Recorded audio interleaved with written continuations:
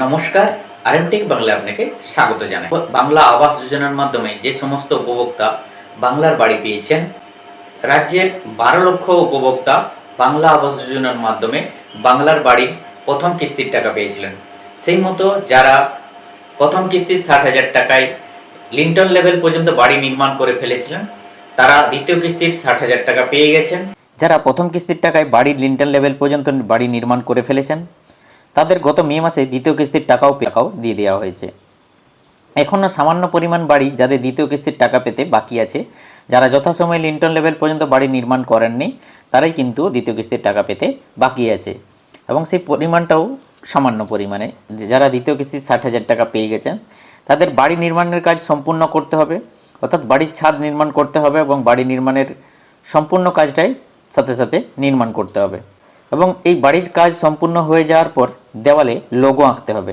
তারপর আপনার সম্পূর্ণ বাড়ির ছবি তোলা হবে বা কমপ্লিট জিও ট্যাগ করা হবে, তখনই আপনি কমপ্লিট বাড়ির তালিকায় আসবেন। তাই বাড়ির কাজ সম্পূর্ণ করার পর এই রাজ্য সরকারের থেকে ঠিক করে দেওয়া লোগো আঁকতে হবে এবং কি লিখতে হবে ডিটেলসে জানাবো।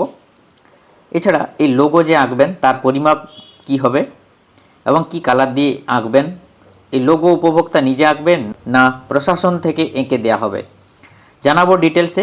পঞ্চায়েতের দপ্তরের যে লোগো আঁকা নিয়ে এসওপি, সেখানে কি বলা হয়েছে পুরোটাই আজকের ভিডিওটির মাধ্যমে ডিটেলসে জানাবো। তাই যারা বাংলার আবাস যোজনার উপভোক্তা আছেন, তাদের কাছে ভিডিওটি খুবই গুরুত্বপূর্ণ হতে চলেছে। তাই ভিডিওটি স্কিপ না করে শেষ পর্যন্ত দেখতে থাকুন আর সঠিক তথ্যটা জেনে নিন। SOP for painting of citizen information board, এই হলো রাজ্য সরকারের যে সিটিজেন ইনফরমেশন বোর্ড অর্থাৎ লোগো আঁকা নিয়ে যে এসওপি। এখানে বলা আছে the work will be in two parts, surface painting white base and logo painting in blue, green and black. কাজটি দুটো পার্টে আঁকাটা হবে। একটা হচ্ছে পুরো দেওয়ালটা সারফেস পেন্টিং সাদা হোয়াইটের কালার করে দেওয়ার পরে তার উপরে লোগো পেন্ট করা হবে, যেটা হচ্ছে ব্লু, গ্রিন এবং ব্ল্যাক দিয়ে। ঠিক এই হচ্ছে স্যাম্পেলটা। এরপরে বলেছে to make the work cost effective, multiple painting work by a single painter is advisable. এই কাজটি সাশ্রয়ী করার জন্য কোনো একজন চিত্রশিল্পীকে দিয়ে একাধিক পেন্টিং করার জন্য পরামর্শ দেওয়া হচ্ছে। For proper recreation of logo stencil will be in use made of aluminium sheet. লোগোর সঠিক পরিমাপ ঠিক করে অ্যালুমিনিয়াম শিট দিয়েও এটি করা যাবে। এবার আসি যে পরিমাপটা হবে, লোগো আঁকার ক্ষেত্রে যে পরিমাপটা হবে তা কী হবে। 18 inch by 18 inch surface background making with white primer on which the logo will be paint. যেখানে লোগোটা আঁকবেন সেটা হচ্ছে 18 ইঞ্চি বাই 18 ইঞ্চি অর্থাৎ 1.5 ফুট বাই 1.5 ফুট, যেটার ব্যাকগ্রাউন্ড সারফেস ব্যাকগ্রাউন্ড থাকবে হোয়াইট প্রাইমারের উপরে এই লোগোটা আঁকা হবে 3টে কালার দিয়ে। এই যেখানে এই লোগোটি আঁকবেন বাড়ির দেওয়ালে, সেই জায়গাটা অবশ্যই তার আগে প্লাস্টার করে নেবেন এবং এই নির্দিষ্ট পরিমাপ অনুযায়ী আপনি চাইলে প্লাস্টারটা একটু বেশি করে নেবেন এবং এই লোগোটা আপনাকে আঁকতে হবে 18 ইঞ্চি বাই 18 এবং নিচে আপনার নাম এবং আইডিটা লিখতে হবে, তাই প্লাস্টারটা একটু বেশি পরিমাণেই করে নেবেন। এরপরে বলেছে framed metal stencil aluminium sheet, সেটাও আপনি ব্যবহার করতে পারেন।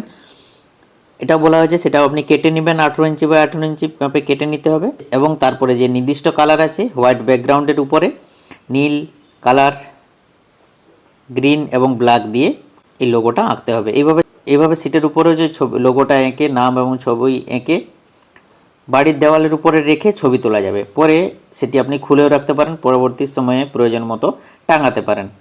এরপরে বলেছে spray colour may also be used over the stencil and thrice with 3 different colour. এরপর লোগোর নিচে নাম এবং বেনিফিশিয়ারির আইডি আপনাকে লিখতে হবে। এই হলো এসওপি অনুযায়ী কীভাবে বাড়ির দেওয়ালে বাড়ির সম্পূর্ণ হয়ে যাওয়ার পর নাম এবং লোগো কীভাবে আঁকতে হবে তার এসওপি। তবে এখনও পর্যন্ত বাড়ির দেওয়ালে এই নাম বা লোগো আঁকা বেনিফিশিয়ারিকে নিজেকেই করতে হবে। এখনও পর্যন্ত এই আঁকা বাবদ রাজ্য সরকার কোনো রকম অর্থ দিবে না।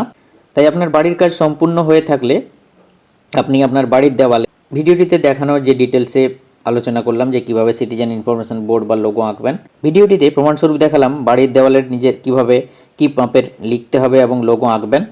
তাই বাড়ি কমপ্লিট হয়ে গেলে লোগো সহ লিখে গ্রাম পঞ্চায়েতে জানান এবং গ্রাম পঞ্চায়েত অফিস থেকে আপনার বাড়ির আপনার কমপ্লিট বাড়ির ছবি অর্থাৎ জিও ট্যাগ করে নেবেন, তাহলে আপনার বাড়ি গ্রাম পঞ্চায়েতের যে কমপ্লিটেড লিস্ট সেই লিস্টে চলে আসবে। এই হলো বাংলা আবাস যোজনার বাংলার বাড়ি পেয়ে থাকলে বাড়ির কাজ সম্পূর্ণ করার পর কি লিখতে হবে, দেন আপনার জিও ট্যাগ হবে কি লিখতে হবে। এই লিখে দেওয়ার পর নাম এবং লোগো এবং আইডি লিখে দেওয়ার পর দেন আপনার জিও ট্যাগ হবে। পুরোটাই বিস্তারিত আলোচনা করলাম কিভাবে কি হবে, এই লোগোর মাপ এবং কি লিখবেন। ভিডিওটি ভালো লাগলে একটা লাইক করে দেবেন, আর চ্যানেলে প্রথম হয়ে থাকলে চ্যানেলটি সাবস্ক্রাইব করে দেবেন এরকম নিত্য নতুন সঠিক আপডেট সবার আগে পাওয়ার জন্য। Thank you so much.